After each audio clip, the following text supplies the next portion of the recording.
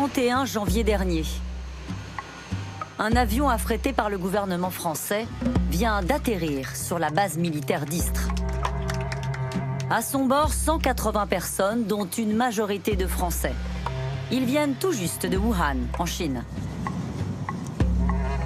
À leur arrivée, gestes barrières, masques et confinement strict pendant plusieurs semaines. Je suis désolée, j'aurais voulu vous serrer la main, mais je n'ai pas le droit de le faire. Ils vont vivre en avant-première ce qui attend des millions de Français un mois et demi plus tard.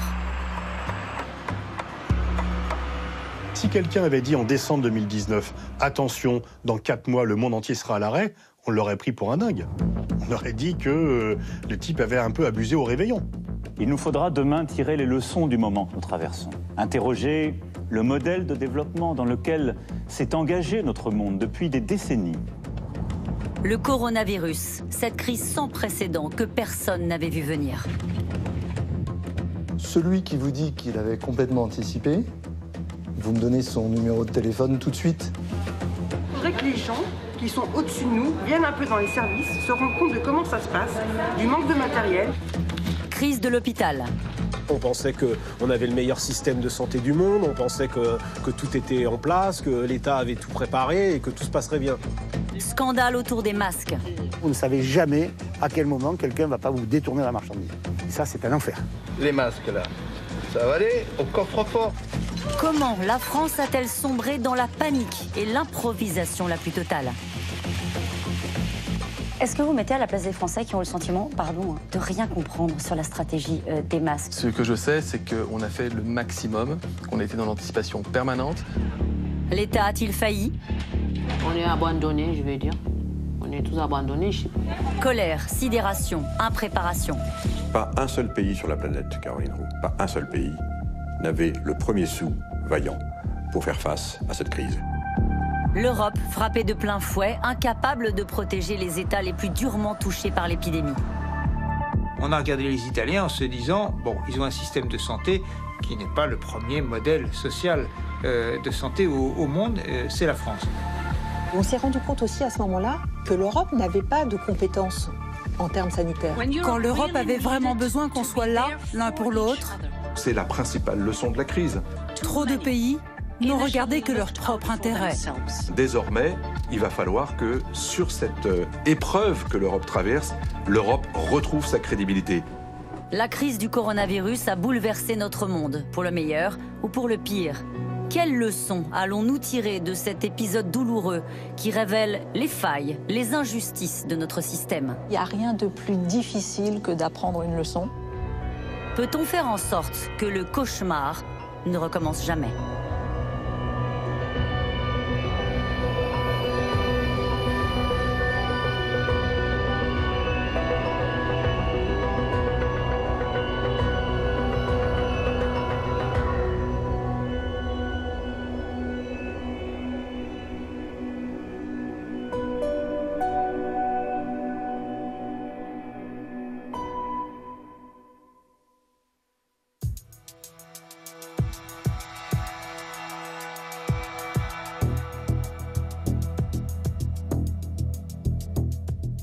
Un si beau dimanche de printemps.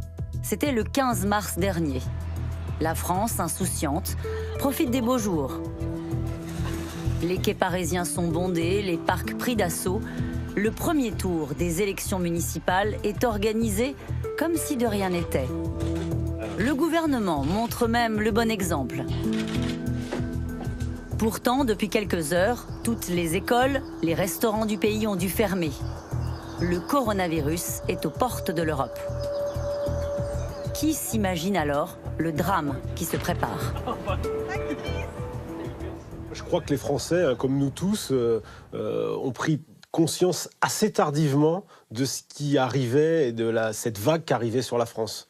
Soyons tout à fait honnêtes. Quand c'était en Chine, tout le monde s'est dit, la Chine c'est loin, on a déjà eu des épidémies et elles ne sont pas arrivées, donc celle-là n'arrivera pas non plus. Au début, si vous voulez, on a malheureusement observé, je dirais, une tendance à vouloir minimiser le danger. Et ça, c'est très dangereux. il faudra 3 allocutions de l'exécutif. Nous sommes en guerre. Des jours d'hésitation, de contradiction, avant que la France se confine, se plonge dans un isolement sans précédent. Du jour au lendemain, nos rues, nos monuments d'ordinaire si fréquentés sont totalement désertés. C'est la ruée vers les produits de première nécessité. En l'espace de 4 jours, il y a une bascule des Français de quelque chose qui leur paraissait encore lointain, alors que les cas de coronavirus étaient déjà là, qu'il y avait déjà des malades, qu'il y avait déjà des gens qui étaient hospitalisés. On va basculer en 4 jours dans un autre monde, le monde de la peur, de la panique. Quand on passe d'un stade comme ça, finalement c'est un peu plus qu'une grippe, à rester tous chez vous, la situation est extrêmement grave, la confusion est à son maximum. La confusion atteindra pourtant son paroxysme lorsque la France confinée se posera la question des moyens de protection contre le virus. Avec un symbole, les masques.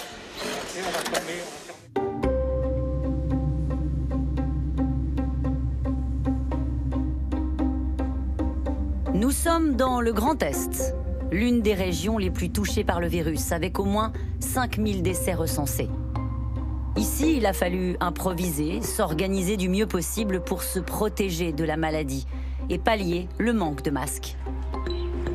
Au cœur de ces terres d'Alsace, une usine fabrique des chaussettes depuis près d'un siècle. Ou plutôt, fabrique.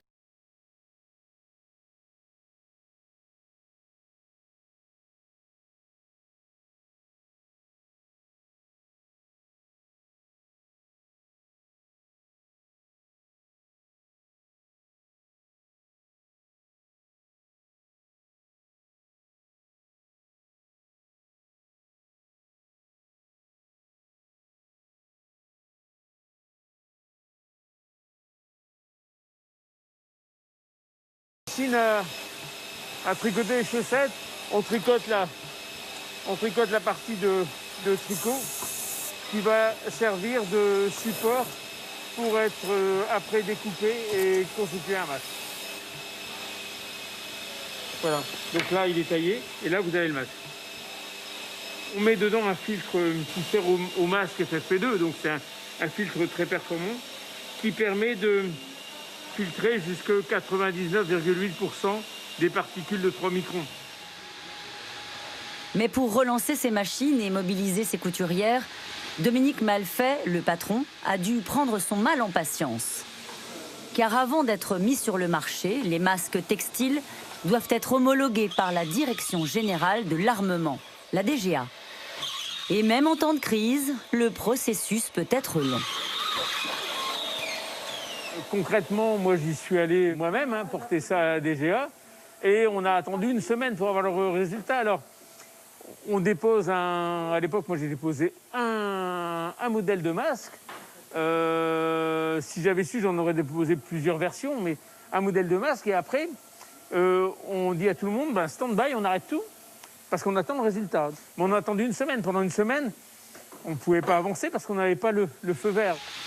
Quant à la conception du masque, pas si simple quand, depuis le début de la crise, les recommandations se contredisent. J'ai commencé à découper une chaussette. Vous voyez, ça c'est le premier masque que j'ai fait, le tout premier. Alors ça n'a rien à voir avec un masque, il était tout mou, difficilement mettable. Après j'ai commencé à faire un premier schéma. Voilà, ça c'est le premier schéma qui a été fait pour la mise en place de la conception du masque. À une époque, on nous disait que c'était pas les masques bricolés, il fallait surtout pas faire, quoi. Donc, il y avait toujours ce moment de flottement, les normes qui changeaient, les cahiers des charges qui changeaient tous les jours. Ça a été la complexité de ce dossier.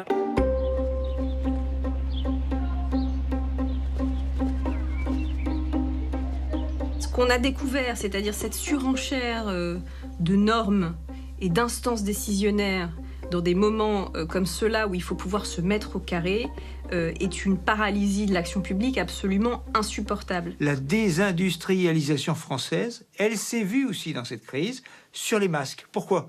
Parce qu'en Allemagne, ils avaient le centre de logistique européen de 3M. Les Allemands, qu'est-ce qu'ils ont fait dès le début? Ils ont dit, on bloque. On n'honorera pas les contrats pour les Italiens et autres. On préempte la production des masques qui est en Allemagne de 3M. Les Français n'avaient plus rien. D'autant que les Français ont dû s'armer de patience pour saisir les réels enjeux autour des masques. Comment oublier qu'au début de la crise, le gouvernement a commencé par nous dire qu'ils étaient inefficaces. Personne n'a besoin de porter un masque si un médecin ne vous demande pas d'en porter un. Les Français ne pourront pas acheter de masques dans les pharmacies parce que ce n'est pas nécessaire quand on n'est pas malade. J'insiste. L'usage du masque en population générale n'est pas recommandé et n'est pas utile. Avant de dévoiler enfin l'état des stocks, aucun masque FFP2. 117 millions de masques chirurgicaux. C'est 10 fois moins qu'il y a 10 ans. La France a détruit une partie de ses stocks, alors que ses besoins sont estimés à 40 millions de masques hebdomadaires. Le masque restera le symbole de ce ratage avec ce discours public fait de mensonges, de déni, de paroles plus ou moins habiles, voire même parfois avec le recul scandaleuses. On s'aperçoit que derrière ce débat sanitaire, en vérité, il y a une vraie question de logistique qui est qu'on manque de masques, on n'en produit plus, qu'à un moment, on a décidé de se priver de stocks stratégiques.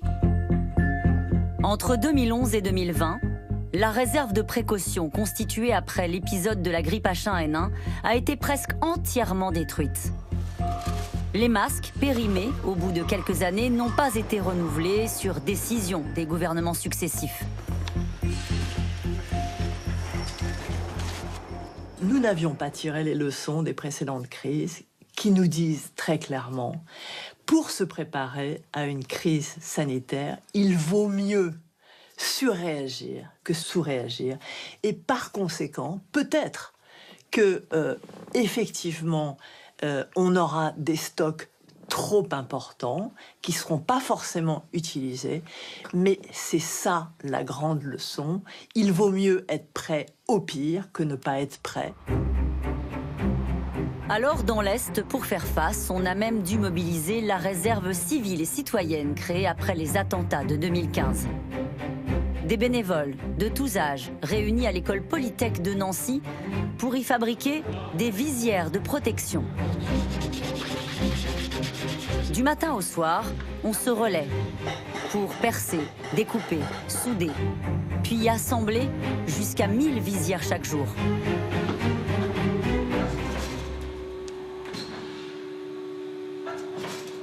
Tu mets en butée, tu vois, tu mets en butée et tu recules d'à peu près l'espace. Tu dois avoir à peu près 4 mm. Tu m'arrêtes à la barre? Vas-y, essaye. Les travaux sont supervisés par les professeurs de l'établissement. Là, ça va constituer les bandes de la visière qui vont se positionner comme ça au niveau de la tête. Voilà.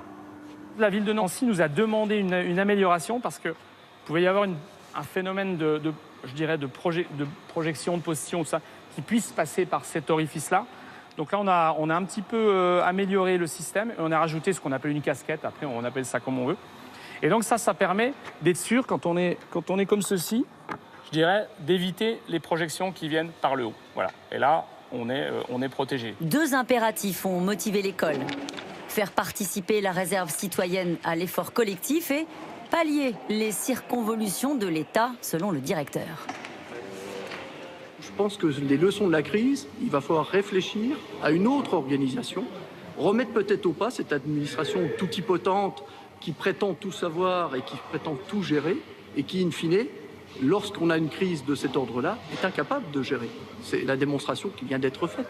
Donc je pense que là, il y a véritablement une réforme à faire au niveau de l'État. Et ce n'est pas qu'un problème politique, c'est vraiment un problème structurel. L'affaire des masques est révélatrice de tout ce que l'État peut faire très mal, c'est-à-dire acheter des masques, faire l'approvisionnement, les distribuer au plus près du terrain. Tout ça a été complètement raté parce que notre État jacobin a montré ses limites. Il y a une bureaucratie, des couches ajoutées les unes aux autres qui dans le domaine de la santé, dans le domaine de l'industrie liée à l'État, pose un véritable problème. Du temps a clairement été perdu et la leçon, c'est que l'État, ce n'est pas simplement une question d'argent, c'est une question de légèreté dans la structure, de réactivité. Face à l'État démuni, les collectivités locales ont tenté de prendre le relais. En pleine guerre des masques, début avril, les 13 régions de France ont réussi à commander et réceptionner 65 millions d'unités. Les présidents de région, pour la plupart opposants au gouvernement, ne se sont d'ailleurs pas privés de mettre en scène leurs exploits. La région du coup s'est transformée dans des domaines où on n'avait pas du tout l'habitude d'intervenir. Ça a été un enfer, cette histoire. Pour tenter d'y voir plus clair dans cet enfer, nous sommes allés à Marseille, au siège de la région Provence-Alpes-Côte d'Azur. Nous arrivons en pleine séance d'analyse et de prélèvement. Ces marins-pompiers de Marseille recherchent les traces de Covid-19. Comme ils l'ont fait sur le porte-avions Charles de Gaulle, ils traquent le virus sur toutes les surfaces. On va essayer de privilégier les tests sur les points de contact les plus fréquemment utilisés pour avoir le maximum de chances d'avoir des tests concluants. Les poignées de porte, les boutons d'appel des ascenseurs, les mains courantes, les rambardes, les machines à café qui sont utilisées par beaucoup de personnel. Ici, au siège, le maître des lieux, c'est lui, Renaud Muselier. Il est médecin de profession et président de région. C'est les experts. Ils sont plus forts que les experts. De toute façon, en ce moment, tous les experts sont marseillais. On avait 8 membres de mon cabinet, 21 personnes de l'immeuble qui étaient Covid positifs. Et donc, on a fermé tout de suite, on a dépisté tout le monde et on a traité tout le monde. Mais du coup, comme on va réouvrir, on vérifie si tout le travail de désinfection a été bien réalisé. On le conforte avec le savoir-faire des marins-pompiers de Marseille. Voilà, et on fait ça un peu partout dans la région où, quand on est en train de réouvrir, on regarde bien si les endroits stratégiques sont sains. Et donc c'est vrai que dans une carrière politique, c'est pas prévu ça. Messieurs. Renaud Muselier s'est procuré 5 millions de masques chinois pour un coût de 3,5 millions d'euros. C'est, selon lui, l'un des plus grands enseignements de la crise. L'État doit déléguer davantage de compétences aux collectivités et aux élus locaux. Le repli sur soi tel que certains l'imaginaient en disant c'est tout le pouvoir central et après c'est tout la petite collectivité, ça ne tient pas. Ça ne tient pas face à la mondialisation, face au continent européen, face aux Chinois, tout ça, ça ne tient pas, quoi. Il est clair que dans cette affaire, les régions ont su rappeler quelles sont leurs compétences d'ailleurs, les assumer, les développer et être dans l'action en fait. Ces précieux masques chirurgicaux sont donnés aux soignants, aux forces de l'ordre ou, comme ce jour-là, aux petites communes. Tiens. Alors, voilà, tiens, des masques pour tes... Voilà, super. Voilà. Merci beaucoup. Avec un petit mot là-dessus, on a réussi à en faire entrer 5 millions et j'en ai consacré 1 million entier pour les communes de moins de 20 000 habitants. Parce que des hommes comme lui, là, qui se lèvent la peau toute la journée avec la population en contact direct, comment il fait pour répondre au truc? Comment il fait? Il n'a aucun moyen. Il ne peut pas les acheter, les masques. Il n'a pas les moyens de les acheter. Il ne peut pas avoir la filière. La taille de sa commune ne lui permet pas d'avoir accès à ça. Mais pour en arriver là, il a fallu batailler entre contacts douteux, intermédiaires, virements bancaires, retards. Les cargaisons de masques venus de l'autre bout du monde n'ont jamais été aussi convoitées. À partir du moment où vous êtes en Chine, à partir du moment où la commande commence, à partir du moment où la commande sort de l'usine, à partir du moment où il rentre dans le camion, jusqu'au moment où il est dans l'avion, vous ne savez jamais à quel moment quelqu'un ne va pas vous détourner la marchandise. C'est un parcours du combattant. Hein. Et ça, c'est un enfer. Un enfer. Il est arrivé à un de nos collègues présidents de région un détournement de marchandises, oui. Tout à fait. Où les Américains sont arrivés au pied du camion, au pied de l'avion. Ils ont mis du cash sur la table, en multipliant le prix par 3, ils sont partis à la marchandise. Bon, mais ça, si vous n'avez pas sécurisé votre intermédiaire comme quelqu'un qui est un client responsable, respectueux des règles, si vous n'avez pas fidélisé ça, vous perdez votre marchandise. Hein. Moi, je vais te dire une chose, Renaud. Les masques, là, Ça va aller au coffre-fort. Ah ouais, ça, c'est raison. Parce que tu vois, ça vaut de l'or. C'est des lingots d'or, ça. Ça vaut de l'or. Ce sont des lingots d'or, hein. Ça vaut de l'or. Ah oui, oui. D'ailleurs, les 5 millions de masques ils sont reçus. Ils sont planqués, toi. J'ai mis dans un gros coffre-fort voilà. un hangar de la région, mais qui je vais te dire, celui-là, il est surveillé, il y a la caméra, il y a les maîtres chiens, il y a tout le monde. Merci, au revoir. Au revoir, merci. Hein. Masques, mais aussi tests, traitements. C'est formidable. Autant de cafouillages qui ont émaillé ces 4 derniers mois de crise sanitaire. 2 commissions d'enquête parlementaires sont en charge de tirer les leçons de cet épisode d'ici la fin de l'année. Le Premier ministre et le ministre de la Santé seront interrogés. Ils vont devoir s'expliquer.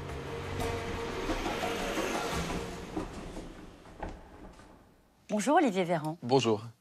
Est-ce que vous mettez à la place des Français qui ont le sentiment, de rien comprendre sur la stratégie des masques? Ils ont le sentiment qu'on les a baladés et qu'on a dit les masques ne sont pas obligatoires parce qu'on n'en avait pas. Ouais, je connais je connais cette accusation qui est portée. Certains se disent est-ce qu'il y a eu des mensonges ou mensonges d'État? J'ai pu lire ça dans un article de presse.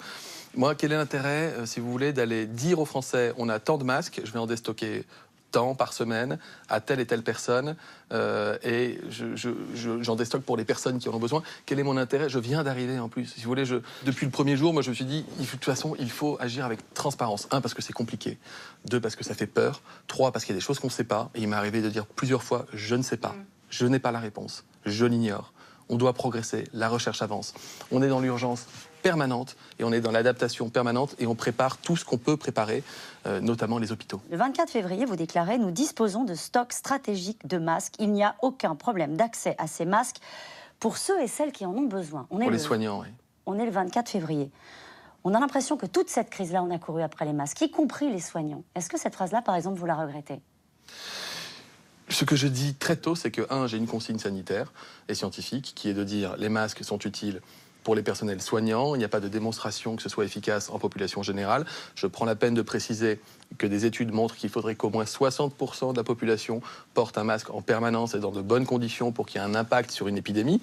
Et j'ai dit, on ne manquera pas, on a des masques pour pouvoir protéger celles et ceux qui nous protègent, pour les soignants. Je venais à cette époque-là de déclencher le déstockage de 15 millions de masques à destination des pharmacies, des hôpitaux. Sincèrement, Olivier Véran, quand vous regardez avec un peu de recul, nous sommes fin juin, cette séquence des masques, on va l'appeler comme ça, qu'est-ce que vous vous dites? Est-ce que vous avez quand même un regret? Est-ce que si c'était à refaire, vous referiez exactement la même chose? Imaginons que nous sommes le 24 février, le jour où j'ai fait une conférence de presse en disant les masques sont nécessaires pour les soignants. Imaginons, si j'ai les mêmes recommandations scientifiques que celles dont je disposais, je dirais la même chose aux Français. Je n'ai aucune raison de leur dire autre chose que les recommandations scientifiques dont je dispose. Pour mémoire, l'Organisation mondiale de la santé a considéré le port du masque en population générale le 5 juin. Le 5 juin. Vous savez, ce qu'on sait de l'histoire des crises sanitaires dans notre pays, c'est qu'on a souvent tendance, c'est même systématique, à regarder en arrière avec les connaissances du moment. Oui. Il faut remettre les choses systématiquement dans leur contexte. Comment est-ce que vous expliquez alors que la France, c'est le 3e pays au monde derrière le Brésil et le Chili quand on interroge les populations pour savoir quel jugement ils portent sur la gestion de la crise? Le jugement des Français sur la gestion de la crise est très sévère. Le jugement des Français est souverain et le jugement des Français est souvent sévère. Et comment vous l'expliquez Je vois aussi que les Français considèrent que des pays dans lesquels il y a eu 2 fois plus de morts que nous et dans lesquels il y avait peut-être 10 fois moins de masques que nous, ont mieux géré la crise. Je n'ai pas de jugement à porter sur le jugement des Français. Ce que je sais, c'est qu'on a fait le maximum, qu'on a été dans l'anticipation permanente, qu'il y a des exploits qui ont été réalisés par nos soignants et par les agences et par l'assurance maladie et par les agents de ce ministère. Alors qu'est-ce qu'on aurait pu mieux faire? Qu'on est le seul pays au monde à avoir organisé 600 évacuations sanitaires, qu'à aucun moment vous avez vu des réanimateurs sortir d'un hôpital pour dire on ne peut plus prendre de nouveaux malades et on a été obligé d'extuber des patients. Il ne s'est pas passé ces choses-là dans notre pays. Dans cette période-là, comment est-ce que vous avez géré, arbitré avec le conseil scientifique? On a eu l'impression qu'au début, on a vu beaucoup de médecins et que toutes les décisions étaient commandées d'une certaine manière par le conseil scientifique. Et puis à un moment donné, on a vu le politique reprendre le dessus. Qu'est-ce qui s'est passé? Est-ce qu'il y a eu là aussi un moment de bascule où le président, le Premier ministre, le ministre de la Santé que vous êtes se sont dit c'est aux politiques de décider? Alors, c'est aux politiques de décider. Là où je ne suis pas d'accord avec vous, c'est sur le fait que dès la première réunion, on pouvait poser la question à tous les membres du Conseil scientifique. Je leur ai dit, n'internalisez aucune contrainte. Ça veut dire quoi? Par exemple, c'était sur la question des élections, le premier tour des élections. Vous êtes Conseil scientifique, vous n'êtes pas politique. Votre question, ce n'est pas la vie démocratique du pays. Votre question, c'est oui ou non, il y a un sur-risque. Des questions basiques, des réponses basiques. Et donc, on s'alimente, on se nourrit. Lorsqu'il y a des désaccords entre les scientifiques, on essaie de comprendre quelles sont les raisons de ce désaccord. Et nous avons suivi le Conseil scientifique. Le 11 mai, vous ne les avez pas écoutés? Pourquoi pour le 11 mai, on ne les a pas écoutés? Le 11 mai, l'avis du Conseil scientifique sur le déconfinement n'était pas aussi favorable. Sur les écoles. Que ça, il y avait des réserves. Non, oui. C'était sur les écoles. Oui. Et la question, c'était est-ce qu'on peut imaginer rouvrir des écoles en mettant que 10 ou 15 gamins par classe? Vous savez, dès que je signe un papier, j'ai un risque pénal. Vous y pensez tout le temps? Non. Absolument pas. Et encore moins en période de crise que maintenant. Maintenant, il y a les commissions d'enquête, les procédures, etc. Le temps scientifique n'est pas le temps politique. Jamais. Bah, comment on fait alors? Eh bien, comme on est obligé de décider et comprendre des décisions, on s'éclaire, on consulte, on concerte et on décide. Vous me posiez la question de savoir si c'était le scientifique qui décidait ou le politique. Moi, j'ai les deux casquettes, mais c'est le politique qui décide. C'est l'un des autres symboles forts de cette crise. Les soignants remerciés et applaudis tous les soirs aux fenêtres des Français.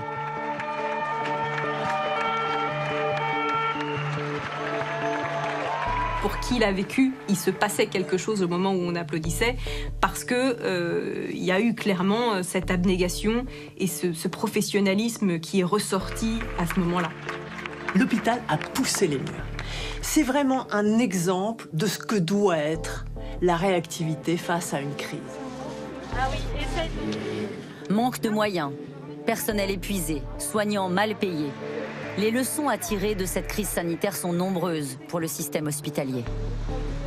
On a des infirmières qui vont chercher des sacs poubelles pour se faire des surblouses. On réquisitionne des masques, etc., etc. Donc, sans forcer le trait, les Français prennent conscience de l'état de dénuement qui existe dans toute une partie des hôpitaux français, voire dans certains services, d'une forme de clochardisation. On se dit la France est le pays qui consacre le plus d'argent à son système de santé et il a montré ses limites et il a fallu un dévouement absolument incroyable des personnels de santé. Il y a quelque chose qui ne fonctionne pas. Le docteur Braun est le chef des urgences à l'hôpital Metz-Thionville. Au cœur de la région Grand Est, ses équipes ont été en première ligne, submergées dès le début de la pandémie. La pandémie mondiale, il y a quelques films un peu de science-fiction qui en parlaient, mais c'est vrai qu'on ne l'avait pas imaginé comme ça. Allez-y, montez.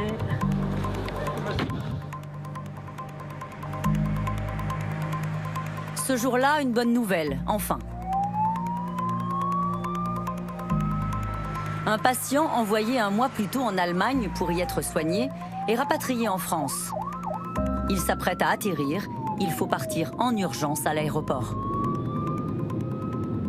Jamais personne n'avait fait un tel nombre de transferts de patients de réanimation, donc de patients lourds. Et ça a vraiment été une première. Nous sommes fin avril.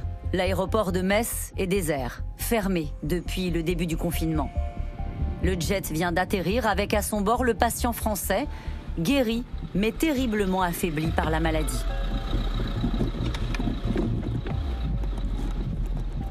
Bonjour, Dr. Braun. Do you speak a little bit English or German? Yes, yes. English? English. Yeah, It's better than... My French is not great. So, he's only On ne le mobilized déplace que sur son lit. Il ne peut pas marcher. Donc il a vraiment besoin de vos soins. Just one here, right. C'est un patient qui est sorti de réanimation il y a 2 jours et qui donc est rapatrié en France pour la suite des soins et la prise en charge de rééducation, puisqu'après quasiment 1 mois de réanimation, il y a beaucoup de rééducation à faire. Ça va? Vous êtes arrivé à Metz. Nous avons énormément travaillé avec l'Allemagne, puisque c'est l'Allemagne et l'Autriche qui ont pris le plus grand nombre de patients de Moselle et beaucoup de patients d'Alsace également.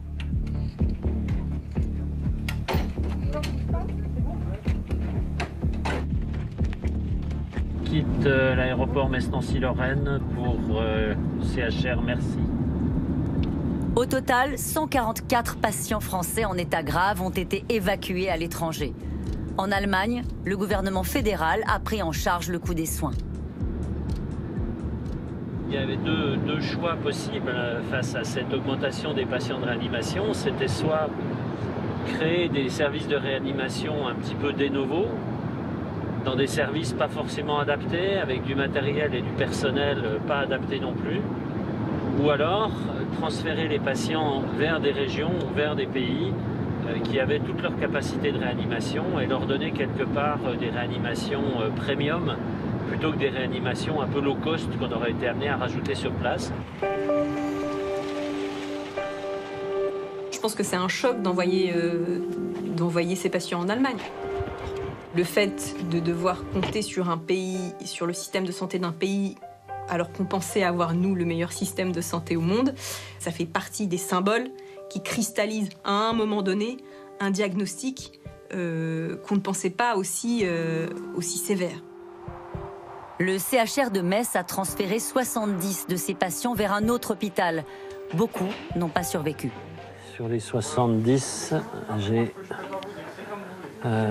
11 morts pour l'instant. Ah ouais, quand même. Quand même, oui. Il y en a eu un aujourd'hui en Allemagne. Au milieu de la salle d'accueil des urgences, une banderole trône là depuis longtemps. Elle date d'avant la crise, lorsque les soignants réclamaient déjà plus de moyens. Ils ont donné sans compter, ils ont montré vraiment le meilleur côté du système de santé. Et il faut que ça, nos politiques l'aient bien présent à la tête et qu'il y ait une revalorisation de cette fonction. C'est encore plus vrai dans des régions comme la nôtre qui sommes frontalières, où il suffit de faire 40 km, vous allez au Luxembourg, le salaire est 3 fois supérieur. Vous allez en Allemagne, le salaire est supérieur aussi. D'après une étude de l'OCDE, le personnel soignant français est parmi les moins bien rémunérés. Au 23e rang sur 29, avec 2070 € en moyenne, c'est moins que dans des pays comme l'Espagne ou l'Allemagne.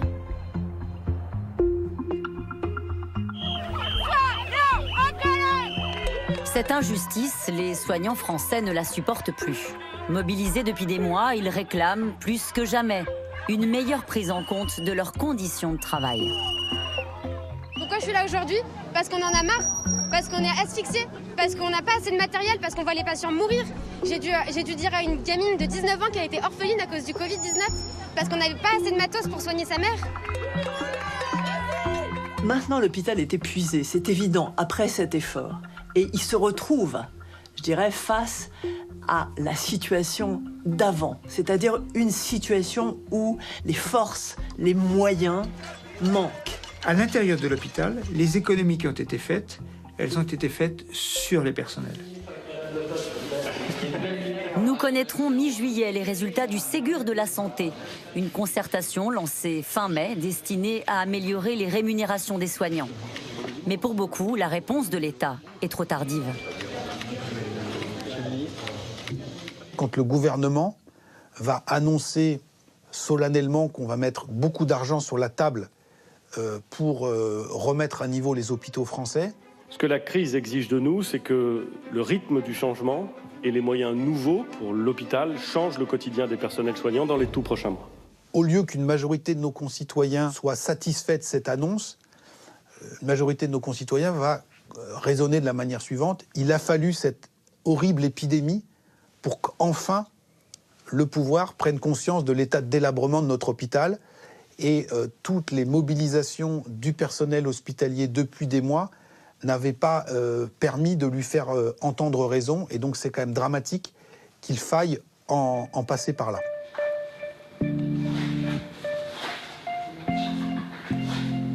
Depuis 2013, 17 500 lits d'hospitalisation complète ont été supprimés dans les hôpitaux français. La région Grand Est a perdu 7% de ses lits de réanimation. Alors, comme ici, à Metz, on a dû pousser les murs pour accueillir les malades. Ici, on est en réanimation néphro. C'est comme ça qu'on l'a appelé. À la base, c'était un centre de dialyse qu'on venait de rénover, qui allait être livré, et qui, en 48 heures, a été monté comme un service de réanimation. c'était une course. Sauf qu'on ne savait pas où était l'arrivée, d'une part, et qu'on ne savait pas quel effort on allait nous demander. On a dû compter le nombre de respirateurs qu'on avait sur la structure. On a dû se rationner pour les équipements, pour les masques, pour les tenues. À l'hôpital de Metz, 91 lits de réanimation sont installés au lieu des 38 habituels. En ce mois d'avril, pour la première fois, des lits sont libres, un soulagement. Car la réanimation, c'est le cœur du réacteur. C'est là que s'est jouée une grande partie de la lutte contre le Covid-19. Certains patients atteints par le coronavirus sont ventilés et intubés depuis plus de 3 semaines. Serrez voir ma main là, serrez fort. Ok, super. Très bien, lâchez. Là, de ce côté-ci, serrez voir. Ok, super. Damien Barrault est médecin réanimateur. En 15 ans de métier, il n'avait jamais connu un tel cataclysme à l'hôpital. C'est totalement différent d'autres drames comme les attentats ou des choses comme ça, où évidemment il y a un afflux massif, mais c'est un drame aigu pour l'hôpital, ça dure quelques jours et pour des maladies qu'on connaît finalement. Là c'est la même chose, mais sur la durée avec une maladie qu'on connaît pas. Donc c'est épuisant. Ça fait un petit moment que je fais ça, mais de tels tableaux sur une telle durée, oui, c'est... J'espère qu'on vivra ça qu'une fois dans notre carrière, oui. Ouais. Certains soignants à l'hôpital de Metz sont tombés malades. La plupart n'ont pas compté leurs heures pour assurer le service, jour et nuit. Ah, tu dois ramener à la... Alors aujourd'hui, il y a des comptes à régler. Il faudrait que les gens qui sont au-dessus de nous viennent un peu dans les services, se rendent compte de comment ça se passe, du manque de matériel. Il faut être préparé à un moment donné à ce genre de catastrophe. Et c'est pas normal qu'on manque de matériel, c'est pas normal parce que c'est nos vies qui sont en jeu, c'est celles des autres. On se dit qu'il faudra, on espère, et je pense que ça se fera, qu'il y aura du débriefing au niveau de l'établissement, mais surtout au niveau de l'État. Qu'on puisse faire remonter effectivement ce qu'on a vécu. J'espère que les gens vont prendre conscience que tous ces milieux, toutes ces professions, on a besoin d'aide, on a besoin d'avoir les moyens nécessaires pour pouvoir bien travailler, quoi. Manque d'infirmières, de lits, de respirateurs. La crise a mis en lumière les failles de notre modèle.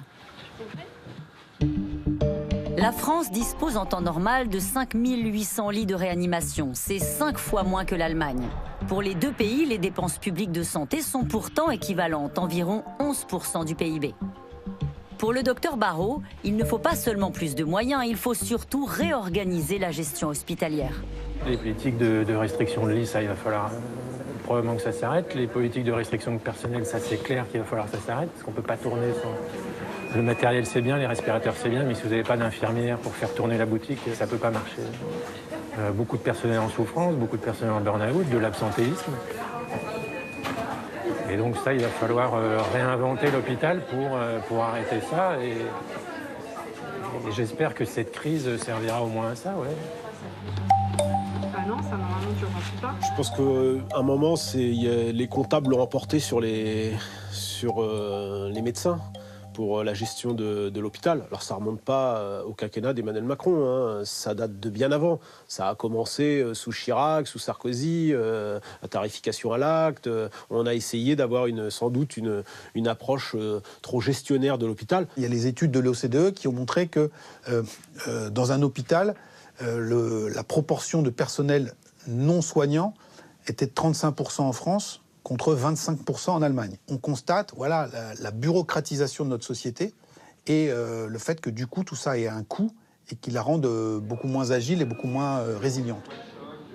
Si on repart dans mandater 3 cabinets en conseil stratégique qui vont nous dire que finalement il va falloir créer un comité encore dans l'hôpital, une strate supérieure pour présider à la gestion de telle ou telle chose, ce sera vraiment raté, quoi. Je pense que là, maintenant, ce qu'il faut, c'est regarder comment se répartissent les moyens à l'hôpital. Est-ce qu'ils vont au bon endroit, là où c'est nécessaire? D'accord. En Île-de-France, cette remise à plat de l'hôpital, c'est lui qui en aura la charge. Martin Hirsch dirige l'AP-HP depuis 2013. Avec près de 100 000 salariés, c'est le plus grand centre hospitalier d'Europe. C'est aussi là que le virus a frappé fin mars, juste après la région Grand Est, mettant à l'épreuve tout le système de santé. Bonjour Martin Hirsch. Bonjour. Je voudrais qu'on se replonge pour commencer cette interview dans la journée du 25 mars. Vous lancez un appel à l'aide, vous dites « Dans 3 jours, je ne sais pas si on pourra faire face ». À ce moment-là, on sent votre émotion. Et on se dit, comment le premier CHU d'Europe a-t-il pu en arriver là? Comment le premier CHU d'Europe a-t-il pu en arriver à tenir? À tenir. Ou à être sur le point de craquer? Ah oui, mais être sur le point de craquer et craquer, c'est 2 choses différentes. Et je peux vous, et on le sait, on n'a pas craqué. Au début, il y avait une période où on savait qu'on avait 3 semaines de visibilité, 15 jours de visibilité, 1 semaine de visibilité. Effectivement, il y a un moment où on se rapproche. Et vous auriez pu dire pire que cela. C'est on est arrivé au moment où on était à 1 lit près pour les patients. Mais pas 1 lit de moins. Et le 25 mars, je me dis, je ne peux pas rester tout seul en sachant qu'on est près de la limite. Parce qu'il faut repousser la limite. Et la limite a été repoussée. Vous n'aviez pas anticipé la situation dans laquelle on était? Comment est-ce qu'on le vit personnellement? Justement, la nécessité, à un moment donné, d'aller au-devant des Français et pour dire, il faut vraiment, alors, il y a urgence. Il y a 2 choses là-dedans. Celui qui vous dit qu'il avait complètement anticipé, vous me donnez son numéro de téléphone tout de suite, et il ne l'a pas dit à grand monde. Donc, si je me remets à votre question, est-ce qu'au mois de janvier, on s'est dit, on va avoir, nous, dans nos hôpitaux, 1000 personnes à prendre en réanimation? Non. Est-ce qu'à partir de début mars, et progressivement, on se dit, il faut dépasser? La réponse est oui. Est-ce qu'on essaye de se mettre en mesure? Oui. Et moi, cette période, je la vis comme une période pendant laquelle on se dit, rien n'est impossible. Tout doit être fait, jusqu'à la dernière minute. Il y a eu des situations qui ont été peut-être vécues comme une humiliation pour les Français. Par exemple, le sentiment, difficile à accepter, de voir des patients français qu'on a dû transférer vers l'Allemagne. Quand vous avez vu ces images, quelle a été votre réaction? Nous, on ne pouvait pas faire face. Aucune honte. Aucune. Alors, mais vraiment, 0 honte. Au contraire, quoi. Il ne faut pas en avoir honte, il faut en être fier. Et les Allemands peuvent en être fiers, et les Français peuvent en être fiers. Vous savez très bien pourquoi je vous pose cette question. C'est pendant toute la crise, on a entendu, à tort ou à raison, et vous allez me dire ce que vous en pensez, qu'à budget égal, l'Allemagne dispose de 5 fois plus de lits de réanimation que la France. Comment est-ce que vous expliquez ça? L'Allemagne qui compte également 4 fois moins de morts du Covid. Vous avez entendu ces polémiques qui ont été portées autour de l'idée que les Allemands font toujours mieux que les Français, alors qu'on avait le sentiment d'avoir le meilleur système de santé au monde. Alors, d'abord, moi, je ne fais pas partie de ceux qui prétendent qu'on a le meilleur système de santé au monde. Et je suis toujours à la recherche du meilleur système de santé au monde. Je ne sais pas où il existe. Les Allemands ont, pendant cette vague, eu moins de morts que les Français. Je ne pense pas que ça soit lié au nombre de lits en réanimation. Ils ont eu moins de malades graves qu'en France. L'enjeu, ça a quand même été à un moment donné le nombre de lits en réanimation, ou pas? C'est le moment où on se dit le système va craquer. L'enjeu, c'est le nombre de lits en réanimation. Il y en avait plus en Allemagne qu'en France. Arrêtez les lits. Un lit, c'est un endroit où on se couche. L'enjeu, ça a été le nombre de respirateurs, le nombre d'infirmières, le nombre de médecins qu'on peut mettre dans des endroits propres à pouvoir réanimer. Donc, ce n'est pas un problème de lit, c'est un problème de personnel, et c'est ça la leçon qu'il faut avant tout. Alors ensuite, il y a des endroits où il peut manquer des lits, des ailes, où il faut augmenter la taille de l'hôpital. Il y a d'autres endroits où ce n'est pas nécessaire. Mais juste la comptabilisation des lits, en oubliant que derrière, c'est de combien d'équipes, transformer comment, etc., c'est une erreur de raisonnement. Mais du coup, quelle leçon vous tirez en termes de moyens, après tout ce qu'on s'est dit, après cette crise-là? Il faut que les personnels soient mieux reconnus dans la durée pour qu'ils aient envie de travailler et de rester travailler à l'hôpital. Donc mieux payés. Donc notamment mieux payés, bien évidemment. La deuxième chose, c'est qu'effectivement, je pense que toutes ces questions de matériel, de stock, etc., il faut les revoir différemment de ce qu'on avait vu et être moins dépendant de l'extérieur, y compris quand l'extérieur est à l'autre bout de la planète. Vous diriez, comme le président de la République, on a bien fait? Est-ce que vous diriez... C'est une formule trop raccourcie par rapport à la complexité de ce qu'on a vécu. On a bien fait un certain nombre de choses, on a des choses sur lesquelles on On se réveille la nuit en se disant pourquoi pas différemment. Ça vous réveille la nuit? Ben oui, oui, forcément. J'ai vu les moments où on aurait pu sombrer dans le chaos et on n'est pas sombré dans le chaos. Et effectivement, on en est encore ému aujourd'hui, on en sera encore ému plusieurs mois. Avec la crise de l'hôpital, c'est un pilier de notre système de santé et de la protection sociale qui a failli s'effondrer. Nous qui pensions avoir le meilleur système de soins, être l'un des pays les plus égalitaires au monde. La pandémie a rebattu les cartes et révélé, s'il le fallait, les failles de notre modèle social. La crise sanitaire va laisser la place à la crise sociale. Et c'est une crise sociale qui va être aiguë, on le voit déjà. Les distributions d'aide alimentaire dans les quartiers les plus pauvres. L'État a débloqué à la hâte 39 millions d'euros pour venir en aide aux familles qui sont simplement dans un besoin immédiat. Sommes-nous tous égaux face à la maladie? Nous sommes à Clichy-sous-Bois. Son confinement, Maria Montero l'a passé ici, à la cité du Chêne Pointu, décor tragique du film Les Misérables. Ces barres d'immeubles délabrés, ces rues abandonnées sont le symbole de la paupérisation des quartiers. C'est pas des voitures qui sont neuves, c'est des vieilles voitures. Et puis, ils mettent des feux. Voilà. Ouais, je vois tout ce qui se passe ici, mais bon, je dis rien. Je n'ai pas de problème, moi. Un petit 3 pièces pour elle et 7 enfants. Maria, auxiliaire de vie, a continué à travailler pendant toute la durée de la crise. Aujourd'hui, elle est en colère et réclame de l'aide pour les personnels en première ligne. Les problèmes, on n'a même pas eu des primes. On a entendu ça à la télé. Moi, personnellement, mon patron, il ne m'a rien dit de tout ça. Mais avec mes collègues et tout ça, on a parlé de ça, mais on n'a pas eu. On n'a toujours pas eu, quoi. Donc pour moi, c'est injuste quand même qu'on a bossé pendant tout ce temps. Et je devais m'arrêter, avec 7 enfants, tout seul à charge. Je devais arrêter comme tous les autres mamans. Mais non. On est abandonnés, je veux dire. On est tous abandonnés, parce qu'ils ne nous aident pas. On n'a pas de soutien, voilà. Moralement, ou voilà, autrement, voilà. Moi, pour moi, c'est un peu dur, quoi. Ouais, parce que l'aide alimentaire, c'est 2 fois par semaine.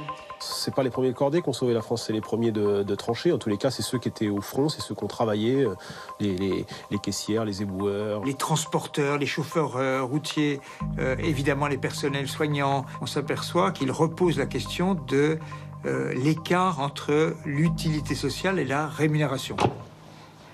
La rémunération de Maria ne lui permet pas de nourrir ses enfants qui, privés d'école, mangent tous les jours à la maison.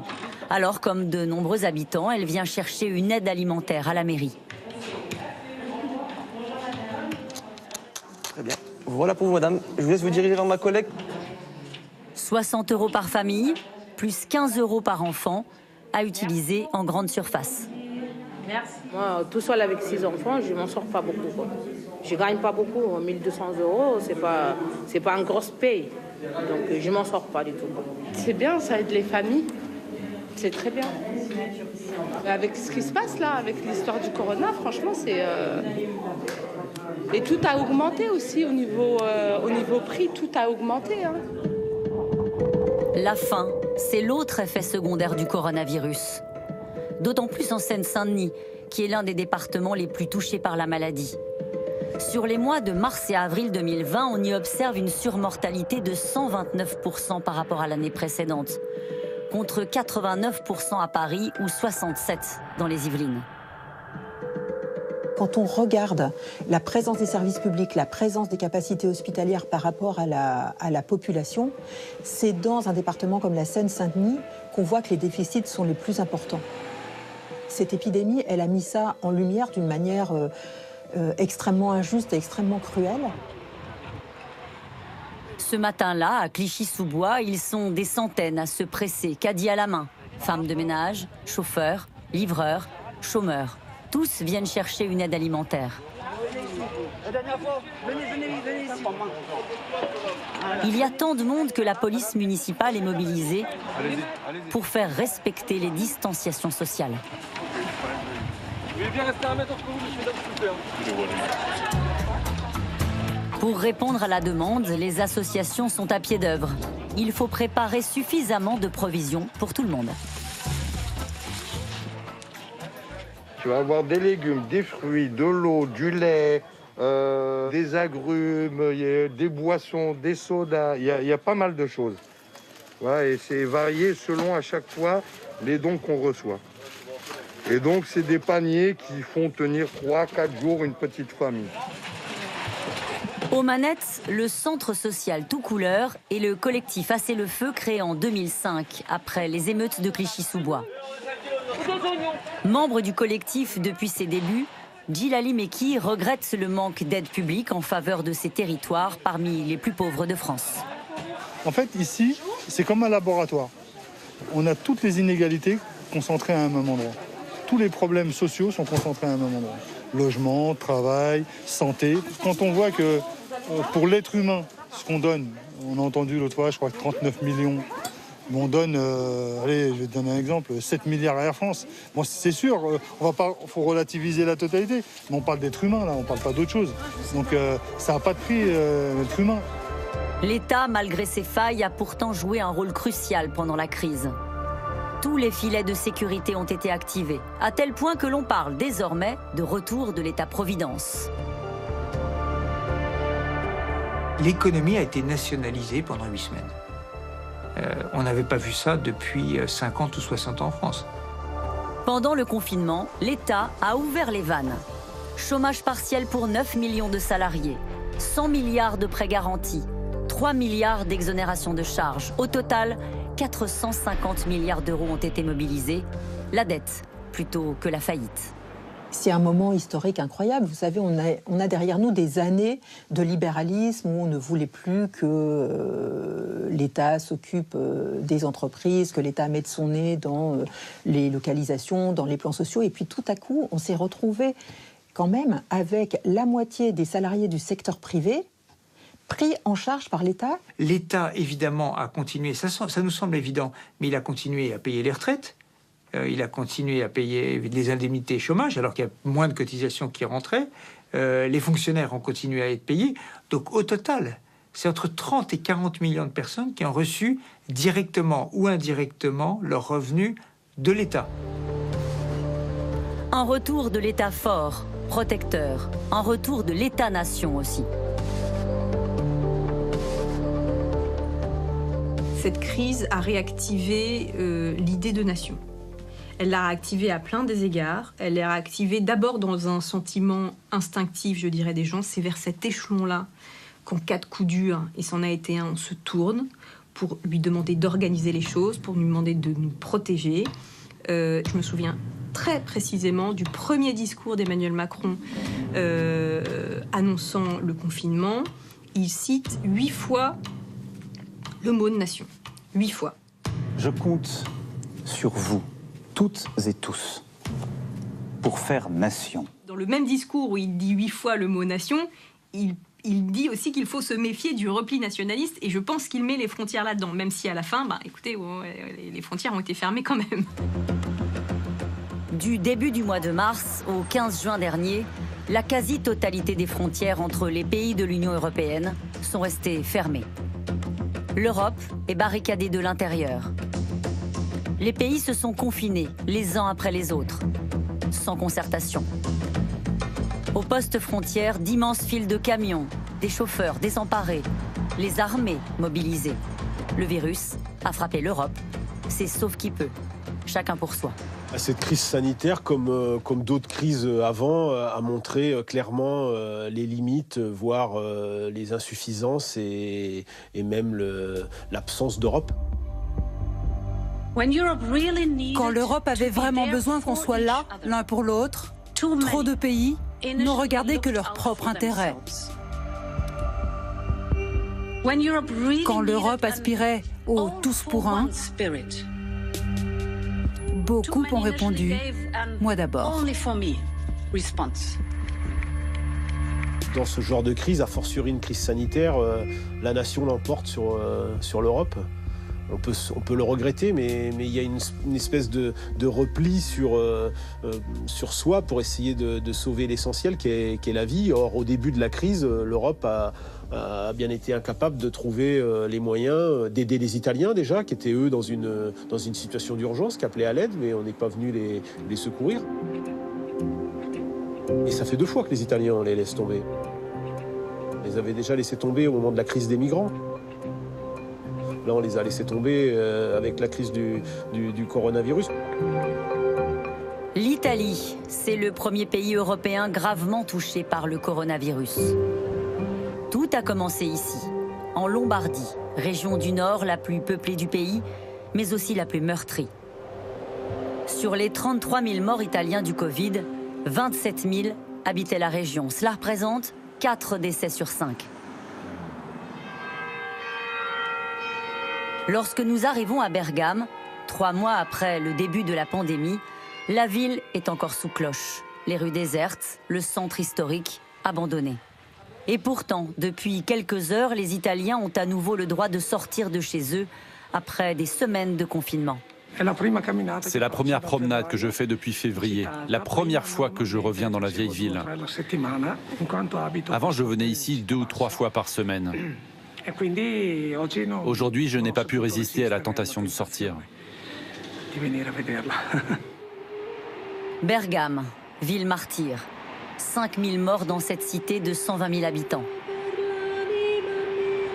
Jour et nuit, un écran géant projette les visages de ceux qui ont succombé au Covid-19. Comment oublier ces images de camions militaires venus évacuer les cadavres trop nombreux du cimetière de Bergame, ou ces dizaines de cercueils entreposés à la hâte dans les églises de la ville. C'était fin mars, l'épicentre de l'épidémie. Aujourd'hui, petit à petit, la vie reprend donc son cours. Les restaurants, fleuristes, marchands de glace rouvrent pour la première fois. Oui, c'est ma première glace depuis des mois. J'en suis très contente. Mais à Bergame, un goût amer accompagne cette sortie de crise.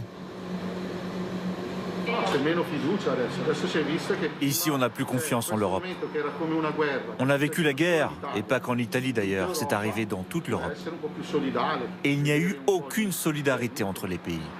Beaucoup d'Italiens commencent à s'en rendre compte et se demandent à quoi bon faire partie de l'Union européenne. Un sentiment anti-européen qui semble se propager dans toute l'Italie.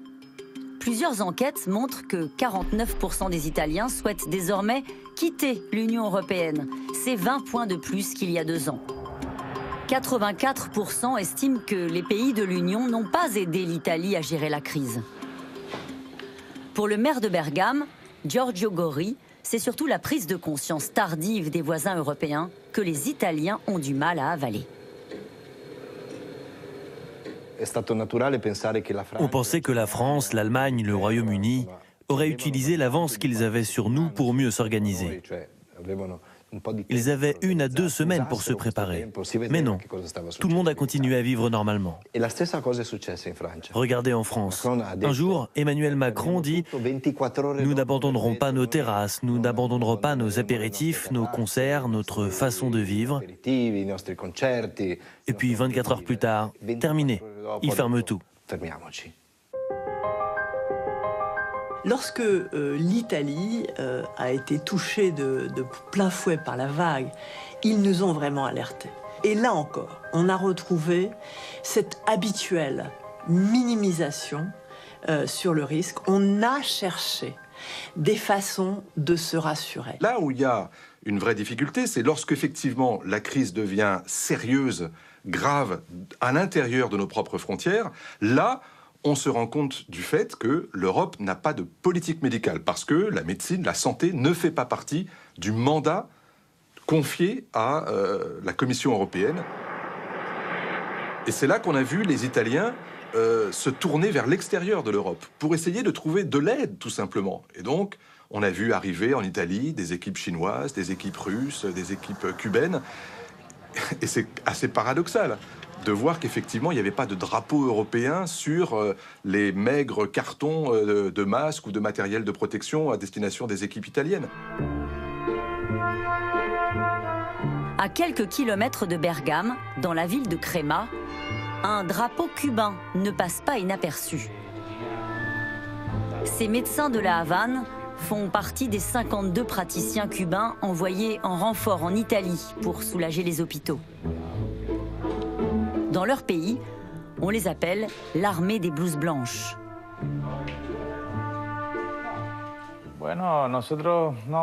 Vous savez, pour nous, peu importe quel pays ou quel peuple a besoin d'aide. Si quelqu'un a besoin de nous, on vient pour le soutenir. Il n'y a aucun objectif politique ou économique derrière, juste un sentiment humaniste et de la solidarité. En posant le pied en Italie, ce spécialiste en médecine interne a découvert un cauchemar sanitaire auquel personne n'était préparé.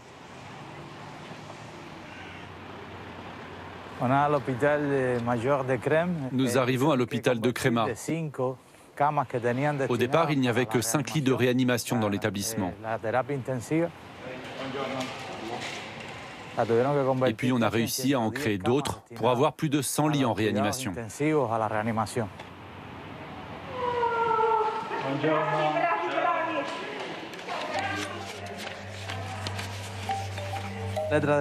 Ça, c'est une lettre de patient italien qui remercie notre équipe cubaine.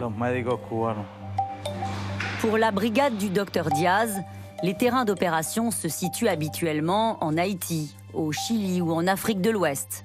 C'est la première fois qu'ils sont envoyés en Europe.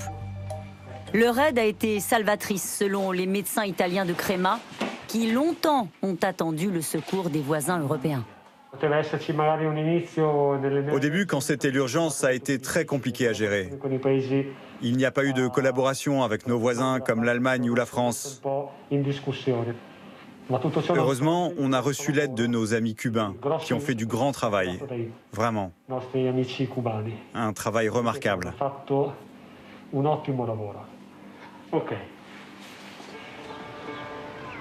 Urgence sanitaire, urgence économique aussi.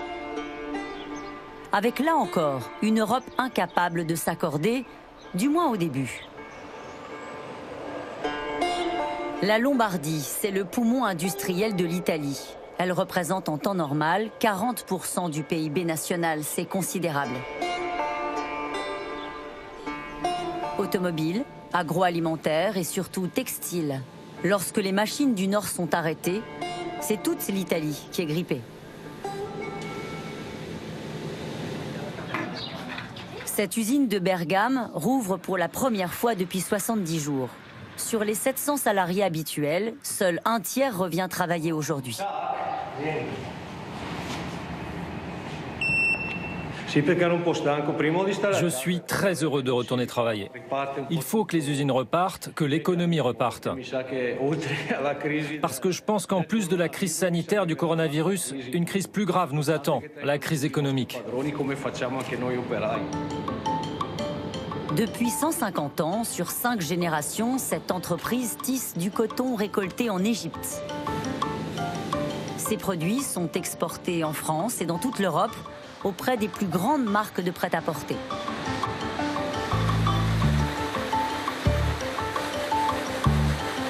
Comme de nombreux chefs d'entreprise, le patron Stefano Albini a été totalement pris de court par le désordre européen et l'absence de stratégie commune.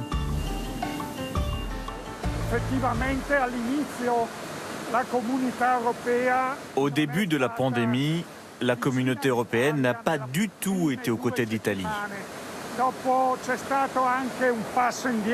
Et puis la présidente de la Commission, von der Leyen, a fait marche arrière et a reconnu les difficultés que nous avons eues en affrontant les premiers la pandémie. Si la filière italienne est compromise, comme chez nous dans le textile par exemple, eh bien c'est tout le secteur industriel, tous nos partenaires européens qui seront touchés. Donc il faut que la communauté européenne soit unie parce que notre marché économique est commun, on dépend les uns des autres.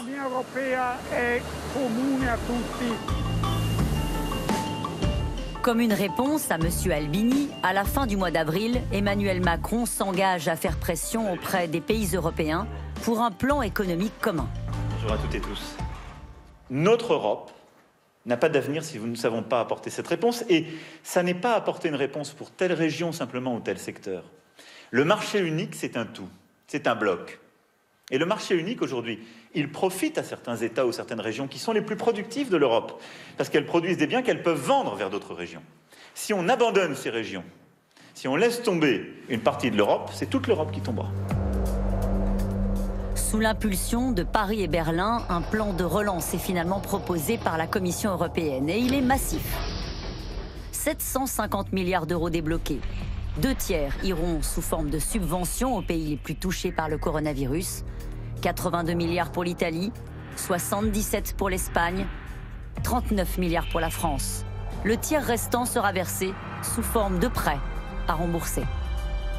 Un plan salué par la plupart des chefs d'État européens, dont Angela Merkel, qui, jusque-là, s'était toujours opposée à l'émission d'une dette commune. Là où ça coince, c'est au nord. La Suède, les Pays-Bas, le Danemark, l'Autriche. On les appelle les 4 frugaux, et ce n'est pas pour rien. Pour chacun de ces pays, ils se disent, mais attendez, nous, on a fait énormément d'efforts pour avoir des finances publiques parfaitement saines. On a respecté tous les critères imposés par l'Union européenne. Et maintenant, vous nous dites que l'argent qu'on va emprunter en commun, il va être dépensé en priorité pour les pays qui, eux, ont été comme des cigales pendant des décennies et qui ont jeté l'argent par les fenêtres, qui n'ont fait absolument pas attention à leur endettement. Et c'est ça, la solidarité. Außergewöhnliche Krisensituation. Mettons de côté les vieux préjugés. Redécouvrons plutôt le pouvoir basé sur cette belle et grande idée d'une Europe commune. L'Europe s'est réveillée. L'Europe s'est rendue compte qu'elle devait assumer aussi sa souveraineté. C'est la principale leçon de la crise. Désormais, il va falloir que sur cette épreuve que l'Europe traverse, l'Europe retrouve sa crédibilité. Pas par uniquement de l'argent, pas par des décisions bureaucratiques, mais par un élan de solidarité. Bonjour Thierry Breton. Bonjour. Merci de nous accueillir dans votre bureau. On vient de voir à l'instant dans ce documentaire des Italiens très en colère contre l'Europe. Ils reprochent à l'Europe en réalité de les avoir laissés tomber au plus fort de la crise.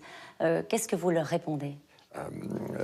Il faut évidemment, en prenant le recul, peut-être remettre ça dans le contexte. On voit effectivement, fin février, la vague, si je puis dire, monter en Italie, puis bien entendu dans l'Est.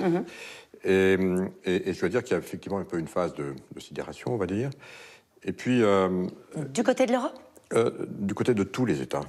De tous les États dans le monde. Il y a eu ces moments, et qui sont des moments réels et douloureux, mais la solidarité, elle a été là extrêmement rapidement. Quand j'ai vu 500 entreprises dire maintenant, je vais abandonner un peu ma production pour faire des masques et que l'Europe soit autonome, en l'espace de quelques semaines. Oui, la solidarité, elle a été immense. Vous en tirez des leçons pour la suite? Bien sûr, et je vais y revenir. Solidarité aussi entre les États. Et j'y reviens, je l'ai vu. La solidarité entre les États, elle a été réelle. Mais quand on a commencé à envoyer des masques nous-mêmes en France et qu'on a réglé tout ça en Italie, l'Allemagne l'a fait aussi. L'Allemagne a envoyé des médecins, des trains sont passés, bien sûr. Mais j'en ai énormément d'exemples, énormément. Il y a eu une solidarité européenne sans retard à l'allumage. Mais le retard, il a existé. Je le dis encore, c'est pas une excuse. Je sais bien qu'on a tellement envie, pour certains, pas tous, de dire « Ah, l'Europe a mal fait ». Ce que je souhaite, c'est que cette solidarité qui se traduit désormais dans la proposition franco-allemande, puis de la Commission, sur le budget de sortie de crise, car derrière ça, c'est effectivement la solidarité. Je rappelle qu'une partie très importante de ces fonds vont aller précisément pour aider en premier qui? L'Italie. Et en deuxième qui? L'Espagne. Voilà, c'est très bien. Et ben voilà. Si ce n'est pas de la solidarité, je ne sais pas ce que c'est. Il a fallu la crise du Covid pour que l'Allemagne change de logique économique par rapport à un sujet qui a toujours divisé l'Europe.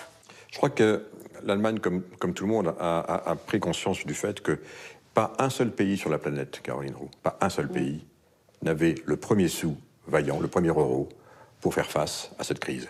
Tous les pays. Pas plus l'Allemagne que la France, c'est ça que vous voulez dire? Mais même les États-Unis. Tout est lié aujourd'hui en Europe. Nous avons un marché intérieur extrêmement intégré. Les chaînes de valeur sont liées. Si vous sauvez, si je puis dire, uniquement un pays, vous ne sauvez pas l'écosystème et c'est tout qui peut s'effondrer. Ce film s'attarde sur les leçons de cette crise qui a peut-être changé le visage de la Commission européenne, du monde.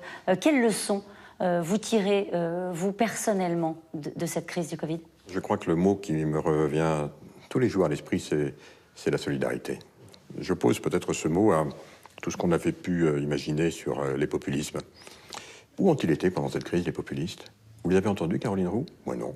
Si, on les a entendus un peu au début, quand ils ont moqué le virus, quand ils ont moqué la réalité, quand ils l'ont considéré comme une grippette. On voit, hélas, où ils en sont aujourd'hui. À la faveur de cette crise, les Européens se sont aussi rendus compte que parfois on avait, alors que c'est l'Europe, le premier marché mondial, on s'est rendu compte qu'on n'avait pas de produits nécessaires pour faire des tests, qu'on manquait de masques, on en a parlé, et qu'on était dépendant vis-à-vis de la Chine. Est-ce que là, il va y avoir des leçons qui vont être tirées? C'est une très bonne remarque. Il y aura effectivement des leçons. L'Europe a été pendant longtemps vue comme un continent où le soft power, comme on dit, a régné. On a peut-être péché aussi un peu par excès de naïveté, on peut le dire. Tout ça s'est révolu. C'est révolu. Depuis la crise du Covid? Et je crois que déjà, on le sentait. J'avais déjà tout à fait identifié, on l'avait dit du reste, qu'il fallait commencer à revoir un peu, reconsolider, si je puis m'exprimer ainsi, nos sources d'approvisionnement qui étaient trop dépendantes, notamment de la Chine. Et donc ça avait été identifié. Et évidemment, la Chine a joué son rôle. La crise, d'une façon générale, c'est un phénomène d'accélération. Mais c'est vrai que l'Europe s'affirme désormais, doit s'affirmer et va s'affirmer, Caroline Roux, va s'affirmer comme une puissance beaucoup plus autonome.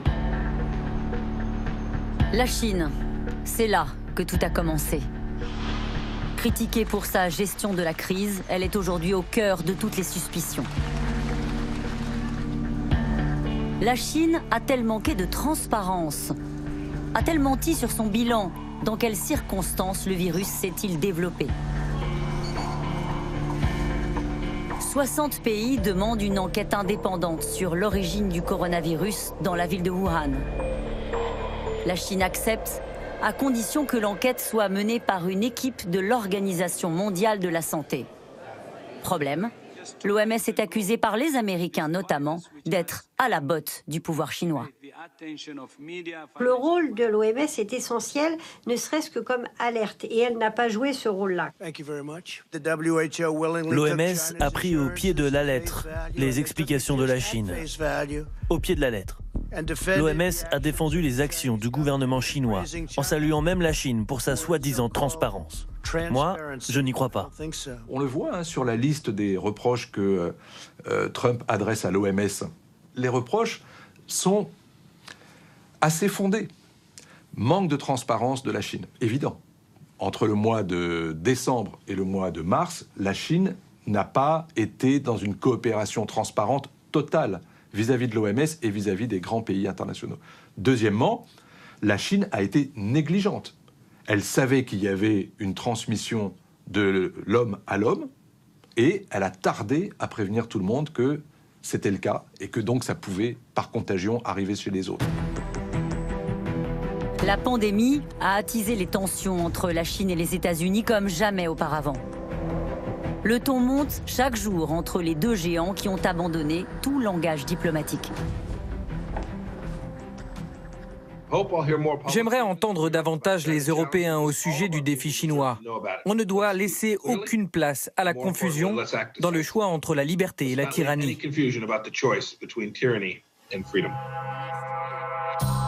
Acculé, Pékin agite désormais le spectre d'une guerre froide.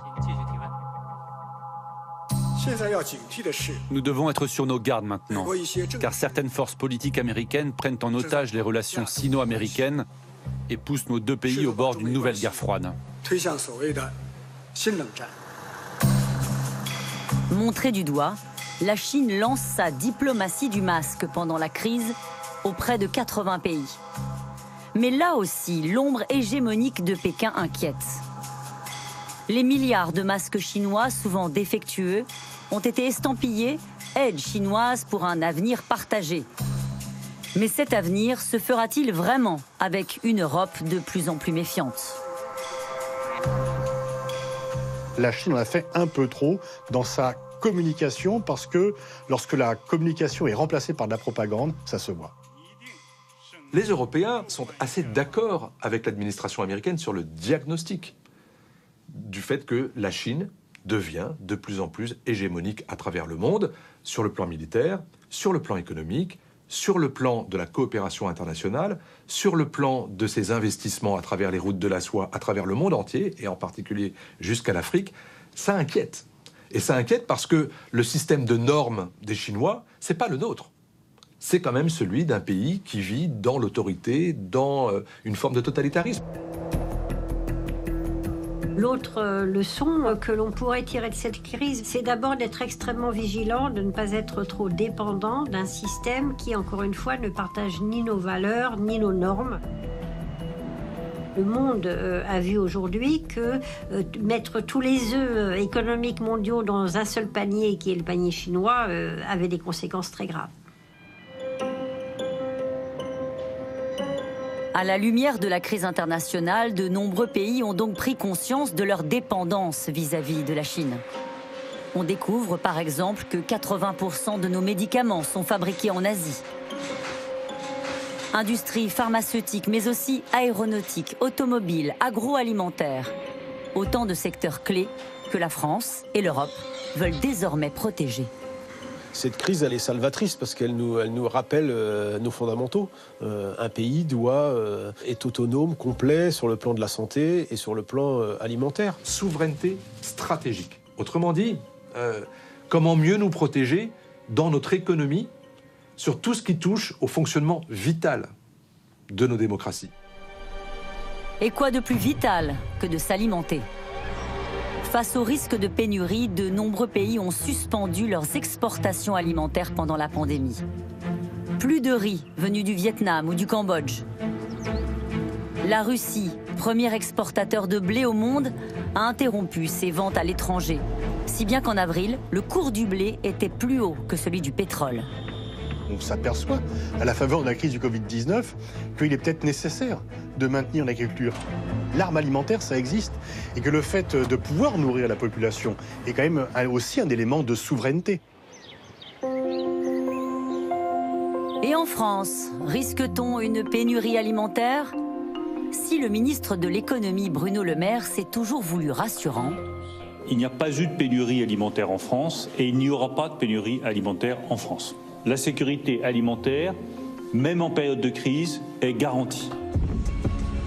On se souvient pourtant de ces rayons dévalisés. Plus de pâtes, de farine ou d'eau dans de nombreux supermarchés français. La pénurie n'a pas eu lieu, le circuit de distribution a tenu. Mais l'épidémie et la perspective d'une crise plus longue, plus dure, a peut-être réveillé les consciences. La période que nous vivons nous le montre. Si on veut consommer de la qualité, comprendre le monde dans lequel on vit, reprendre la maîtrise de notre destin collectif, il faut aussi se poser la question d'où vient ce qu'on a dans l'assiette. Et dans cette ferme de Bourgogne, l'assiette, on la connaît bien. En Côte, Julien, on est Chine, là, on n'est pas trop mal. Pendant la crise du Covid-19, cette petite entreprise familiale qui va de l'élevage du cochon à la vente directe a vu ses commandes doubler. Ce jour-là, 50 clients sont attendus. 6 cochons ont été découpés, hachés, emballés. On a accéléré le mouvement parce que il y a double de commandes, donc il a fallu mettre des cochons en plus pour satisfaire la demande, quoi, parce les gens viennent au plus près, au local, et on essaye de répondre du mieux qu'on peut, du moins 1,105 kg. Et ben là, j'ai ma mère et ma sœur qui sont venues m'aider aujourd'hui, quoi, exceptionnellement, pour pouvoir faire tout le travail, quoi. Une fois par semaine, Émilie et son compagnon Baptiste chargent la marchandise dans leur pick-up. Direction le point de vente local où le client achète directement aux paysans. Il en existe 2000 partout en France. Pendant le confinement, ces circuits courts ont fonctionné à plein régime. Du plein air, du local et une volonté de consommer autrement.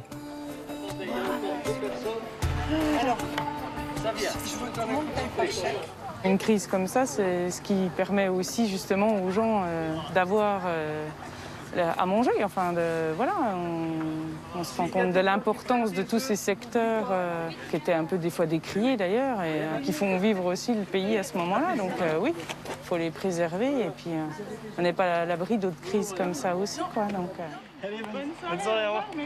Beaucoup sont de nouveaux clients, des curieux. Pour tout le monde ici, préserver le secteur et la souveraineté alimentaire doit être une priorité. La France tenait le premier rôle en agroalimentaire. Aujourd'hui, c'est fini tout ça. Et c'est avec vraiment tristesse qu'on apprend que nous reculons. Il faut remédier à cela. Et puis l'État doit faire des efforts là. C'est un secteur à privilégier, aussi bien que le secteur économique d'importance. Pour la nourriture, on est vraiment dans une problématique d'indépendance des nations. La crise du Covid agit comme un révélateur. On a des besoins vitaux qui sont ceux de se nourrir. Et donc, est-ce que la France a la capacité de nourrir encore sa population? Mais dans la ferme d'Émilie et Baptiste, on s'interroge. Quelles leçons tirerons-nous vraiment de cette crise? Ces envies de souveraineté, de relocalisation, verront-elles finalement le jour? Il y en a quand même qui ont pris conscience. Moi, je pense qu'il y a quand même pris conscience. Ils avaient pris conscience avant aussi. C'est une époque où les gens ont plus envie de manger local. Moi, j'ai envie de dire que le Covid, il a peut-être accéléré certaines situations où des gens se posaient, ils hésitaient, ils disaient est-ce qu'on fait le pas, est-ce qu'on fait la démarche d'aller vers le producteur? Là, je pense qu'avec le Covid, ça les a forcés à faire le pas. D'après un rapport du Sénat, d'ici 2023, la France risque d'importer plus de produits alimentaires qu'elle n'en exporte. Au total, 20% de notre alimentation vient de l'étranger. La moitié de nos fruits et légumes sont importés, tout comme 25% de la viande de porc ou 35% de la volaille. Je pense qu'on revient aussi au maximum à notre agriculture française. Tout simplement, j'ai envie de dire. Il n'y a pas besoin de... On est capable d'arriver à notre autonomie alimentaire. C'est aussi au consommateur de changer son point de vue, de changer ces mentalités-là. C'est très dur à faire. Ça fait des années qu'on travaille là-dessus. Oui, on s'en donne encore les moyens. La crise va nous permettre aussi de communiquer un peu plus fort là-dessus. Autonomie, souveraineté industrielle, Made in France. Autant d'ambitions auxquelles devra peut-être se plier un autre secteur essentiel à notre économie. L'automobile, qui vit l'une des pires crises de son histoire. Quand on sait qu'une voiture intègre des pièces détachées provenant de 35 pays différents, on comprend mieux l'urgence de relocaliser l'industrie. Pour son plan de souveraineté, l'État annonce donc 8 milliards d'euros pour le secteur automobile, dont 5 pour Renault. Les constructeurs ont pris en contrepartie une série d'engagements forts qui consistent à relocaliser la production à valeur ajoutée en France et à consolider et maintenir la totalité de la production industrielle sur nos sites. Mais peu de temps après cette annonce, Renault dit vouloir supprimer des milliers d'emplois et fermer une usine.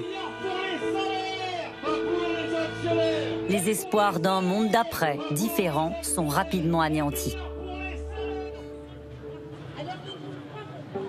Nous avons quitté une urgence sanitaire pour rentrer dans une urgence économique et sociale qui ne va pas nous lâcher pendant, je pense, maintenant des mois et des mois, voire peut-être des années. Dans une démarche où aujourd'hui on dit qu'on ne peut pas faire comme avant, qu'on est dans le nouveau monde, alors qu'est-ce qui prime? Est-ce que c'est la vie des gens? Est-ce que c'est les situations économiques? Alors à quoi ressemblera le monde d'après? La philosophe et psychanalyste Cynthia Fleury n'est pas très optimiste. Elle est convaincue que le pire nous attend. Bonjour Cynthia Fleury. Si on résume sur toutes les leçons de la crise, est-ce que ce qui nous restera, c'est un traumatisme Ou c'est ce que certains ont imaginé, l'envie de construire un monde différent, le monde d'après, comme on dit, avec pour certains une forme de naïveté. L'enjeu, en tout cas pour nous tous, État de droit et puis individus, c'est qu'on en sorte plus fort. Donc ça, c'est l'idée régulatrice. Dans le moment instant T, c'est difficile. Pourquoi ? Parce que vous avez une réalité socio-économique qui est très dure. La majorité des gens, les indépendants, les auto-entrepreneurs, les métiers libéraux, enfin tous ceux qui n'ont pas une hyperstructure derrière eux pour tenir la question de la crise de la trésorerie, des liquidités, etc. Ce sont eux les perdants de la crise ? Oui, ce sont eux qui sont en danger absolu. Si on n'est pas au rendez-vous d'une aide continuée au niveau collectif, ça va être terrible et il va y avoir une pulsion ressentimiste et une colère, à juste titre, qui va grandir. Cynthia Fleury, il n'est pas exclu que tout reparte absolument comme avant. Ah, tout à fait, c'est même, je dirais, a priori ce qui va se passer. Pourquoi ? Parce que c'est comme ça, parce que la vie, le changement, si vous voulez, les combats, les rapports de force sont longs à mettre en place. Si vous voulez, le monde a déjà changé pour quantité de personnes. Il faut quand même poser ça. Il y a des insularités qui fonctionnent déjà avec l'économie solidaire, les circuits courts, les approvisionnements autonomes, etc. Bref, la transition écologique, ça existe déjà par insularité, etc. Donc il va y avoir, comme toujours, des tensions entre tous ceux qui vont vouloir utiliser comme alibi la crise socio-économique en disant « Ouh là là, surtout pas, rien ne change, vraiment toujours plus de la même chose ». Et puis les heures de travail encore plus, et puis moins de gens, et puis des plans sociaux. Donc il y aura bien évidemment tout ça, et ça va être très très dur. Et puis face à ça, il y a tous ceux qui vont dire « Mais non, il faut se projeter dans 10 ans, dans 15 ans, et il faut inventer ce monde qui va créer en fait la stabilité du monde de demain ». On sent une forme d'inquiétude chez vous sur ce qui vient, sur l'après. Forcément, si vous voulez, parce qu'encore une fois, d'abord, je vous dis, nous ne sommes pas encore dans l'après, donc nous sommes encore dedans, et je pense que tout le hard, toute la difficulté de cette crise, en fait, est devant nous. Parce que c'est comme ça, c'est-à-dire que la réalité socio-économique, la réalité sanitaire de la perte de chance, etc., tout ça, c'est devant nous. Alors que, malgré tout, on a un sentiment de perception que c'est derrière nous. C'est ça. Et donc, ça va créer nécessairement une déception et un découragement fort. Et donc c'est pour ça qu'il va falloir véritablement aussi tirer ces leçons de tiens, qu'est-ce que nous a enseigné la revalorisation du soin, la solidarité, la nécessité d'être ensemble collectivement, parce que c'est ça qui va nous aider à traverser pour 2021. Ces leçons, elles seront tirées, à votre avis, Cynthia Fleury ? C'est l'enjeu absolu. C'est l'enjeu absolu. Est-ce qu'elles seront tirées ? Il n'y a rien de plus difficile que d'apprendre une leçon. Donc, si vous voulez, généralement, la force, l'ingénierie de l'homme dans sa capacité à dénier est quand même très, très, très forte. Et en cas de deuxième vague, vous pensez que collectivement, on est prêt à vivre la même chose ? Je ne crois pas. Je ne crois pas, je ne le souhaite pas. Pourquoi ? Parce que, voilà, soit on est en cas de deuxième vague exactement au même endroit en termes de létalité, et il va falloir vraiment se poser la question du caractère équitable des mesures, ce que je vous disais tout à l'heure sur la question de la discrimination de la norme, parce qu'on ne peut pas, il y a un coût extraordinairement élevé, donc 30 000 morts certes, mais des millions de vies bouleversées sur plusieurs années à cause de ces crises-là que nous sommes en train de vivre. Économique et sociale. Exactement. Donc, voilà, soit la létalité, parce qu'il y a une mutation du virus, etc., change, et puis là, on verra ce qu'il faut faire. De toute façon, on a tous compris aujourd'hui que les vérités d'un jour ne sont pas celles de demain, et qu'elles ont un temps de latence faible. Donc voilà. Mais malgré tout, je pense que il nous faut trouver la manière de cohabiter avec le virus. Donc, deuxième vague peut-être, mais confinement total Non. Cette angoisse d'un reconfinement se répand avec la recrudescence du nombre de cas dans le monde. En Iran, en Allemagne et en Chine, où plusieurs quartiers ont dû être confinés dès la mi-juin, où les écoles sont fermées, les vols annulés. Le virus est déjà de retour là où il semblait disparu. En France, des centaines de foyers ont été recensés depuis le déconfinement. Le taux de reproduction du virus est même repassé au-dessus du seuil de vigilance dans certaines régions. Alors serons-nous prêts cette fois ? Quelles leçons aurons-nous tirées si dans quelques mois, une seconde vague replonge la France en plein cauchemar?